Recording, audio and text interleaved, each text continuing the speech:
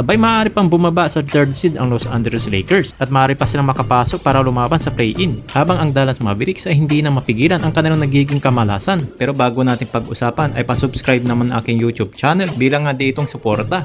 Sino naman dito mag-aakala ang isang napakalakas na team at nakapasok pa sila sa nakarang taon sa NBA Finals ay parang may sumabog na bomba na unti-unti na lang silang ditong nauubos ang mga player ng Mavericks dahil merong mga nadadagdagan sa kanilang listahan sa injury. Itong si Brandon Williams ay nagkaroon siya ng hamstring injury, habang naman si Powell at si Kessler ay nagkauntugan naman dahil sa naging loose ball sa kanila ditong last game, na isa sa kanila ay dumugo pa dito ang kanilang muka. Nang dahil naman sa nangyaring yan ay bigla na lang napawalk out itong si Nico Harrison nang paalis ng court at parang hindi na makapaniwala dito sa kanilang nangyayari na pinagbubo pa siya ng kanilang mismong mga fans. Pero buti na lang ay nanalo pa sila dito sa kanilang huling game laban sa San Antonio Spurs sa final score 123-129. Pero may malaking problema pa rin sila ditong parating. Mula naman sa 9 player ay nabawasan pa sa 7 player ang healthy ng Dallas, at kung mamalas-malasin ay maaari pang madagdagan yan yung kanilang mga injury dito ng mga player, nang dahil na nga dito sa minutes ng load ng kanilang dito paglalaro. Siguradong mahirapan si Coach Jason Kidd sa kanilang magiging rotation dahil yung kanilang mga susunod pang game dito ng Dallas ay mataas ang chance na mayroong nalalagas kung sakali naman ma-foul out yung mga player na nasa isang team, dahil yung susunod na foul pa nila doon ay makakakuha pa dito ng technical. Yan pa yung isa sa mga problema na dapat nilang maiwasan ng kanilang ditong team dahil wala na sila ditong maipapalit dito sa kanilang lineup. At isa pa dito kanilang mga problema ay yung mga player nila na mayroong ditong 10-day contract. Meron kasing restriction until April 10 na hindi pa sila dito pwede mag-sign ng standard contract, at hindi na rin sila dito maaaring makapagdagdag na mayroong isang 10-day contract dahil ang available na lang dito sa kanilang tax sa apron ay $51,000.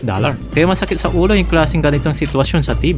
Anyways, pag-usapan naman natin dito ang Los Angeles Lakers. Malaki talaga yung epekto ng pagkawala dito ni LeBron James dahil yung Brooklyn Nets na hindi naman contender ay tinalo pa sila. Sa first quarter ay maganda yung umpisa ng purple and gold. Nakalamang pa sila dito ng double digits. Nakapag triple-double naman dito si Luka Doncic ng 22 points, 12 rebounds at 12 assists. Kaso nakatrouble si Doncic na depensa dito ng Nets. Wala kasing katulad na LeBron James na pwede mag-step up kung sakaling man nabantay sarado itong si Luka Doncic, na nagiging resulta na nga dito ng kanyang turnover, na itong Brooklyn Nets ay nalimitahan nila ang percentage dito ni Luka. Samantalang si Austin Reeves naman 17 points, 8 rebounds and 10 assists. Si Dalton Knecht naman na meron siyang 19 points at 3 out of 9 sa 3-point area. Ang kinandahan naman dito sa purple and gold ay 5 players ang gumawa na dito ng double digits. Itong sila Knecht, Vincent, Doncic, Reeves at itong nga si Jordan Goodwin. Nakapaglaro rin itong si Alexen sa loob ng 13 minutes na meron siyang ditong 2 rebounds, 2 assists at 0 points. Pero hindi pa rin kinaya dito ng purple and gold dahil kung sakasakaling mawawala pa ng 2 weeks dito si LeBron ay hindi dito mariretain sa third seed ang Los Angeles Lakers. Base kasi dito sa kanilang standing, sumusunod sa kanila na Memphis at Houston ay hindi na gaano nakakalayo, at ang pang-anim na Warriors ay sumusunod ng nakakaanga dito sa kanilang mga wins dahil ito pa naman yung iniiwasan ni JJ Redick ang lumaban sila sa play-in. Kaya naman wag sana madisgrasya ang purple and gold nang dahil na nga sa mga injuries ng mga player.